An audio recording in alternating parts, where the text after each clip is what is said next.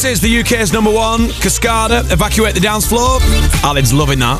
Thank you very much for all your texts, 81199. It's a cross between Hey Vern, looking good, and Hey Vern, you look absolutely shocking on the live streaming. That's because I've been Oasis. Still getting over it. Yeah, definitely. Oh, without a shadow of a doubt. Without a shadow of a doubt. Like I said earlier on, we, when I say we, my brother, Comedy Dave, his brother-in-law, we went watching Oasis. We had it large. We drank sensibly and responsibly. Yep. However, we did make one major mistake, David. You made one major mistake, Vernon. Well, no, I think collectively we made one major mistake because, don't just blame me. I don't think you'd booked any transport home either. Because you said that you had a genius plan of getting us home. And you said that you could get us a taxi outside. Well, bearing in mind, it was pouring with rain. It was absolutely bombing it down.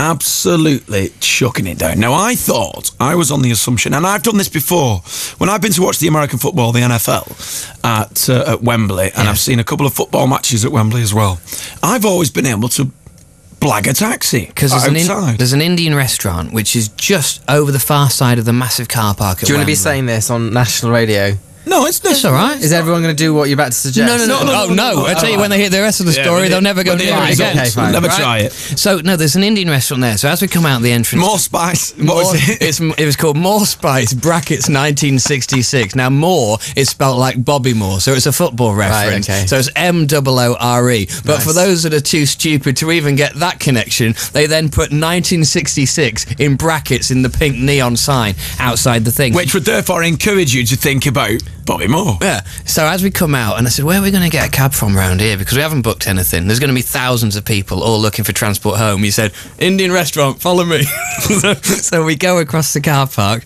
jump over the fence. We're then outside there, and there are loads of people. Now, everybody there, they've all booked cabs, and they haven't turned up because traffic's awful. It's peeing with rain, so everybody wants a taxi home.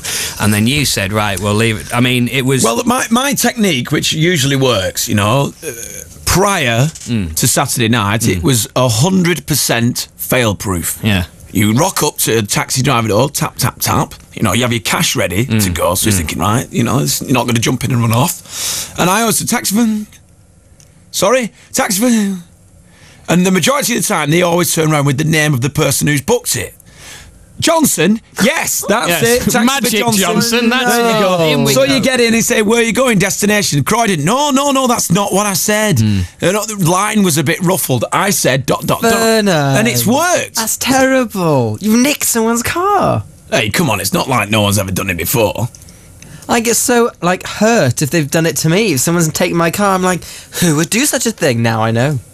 It never worked on Saturday. And then you tip the driver. It never worked. And more the fool me. We were in the rain. We were wet through. It was... Should have come to mine. Depressing. I don't live that far from Wembley. Do you not? No, I wasn't even there. Even better. You could have just sat in my flat and had a drink. I was on surgery. We could have some woos. Yeah, exactly. Remember that for next time. Always ready to go. Or we'll book ourselves a taxi from your house rather than standing outside an Indian restaurant in the pouring rain. It was grim, wasn't it? Well, it was awful. It was just one of those hopeless scenarios where you just think this is never going to happen. This is going nowhere. This is just not happening at all. So what we did eventually to resolve the problem is I rang up a taxi firm, booked a cab, and it would have been more time spent at the bar. It's about 10 minutes, wasn't it? It was quaffing and perusing about Oasis, but instead we were cursing the rain. Turned out nice in the end. Yeah.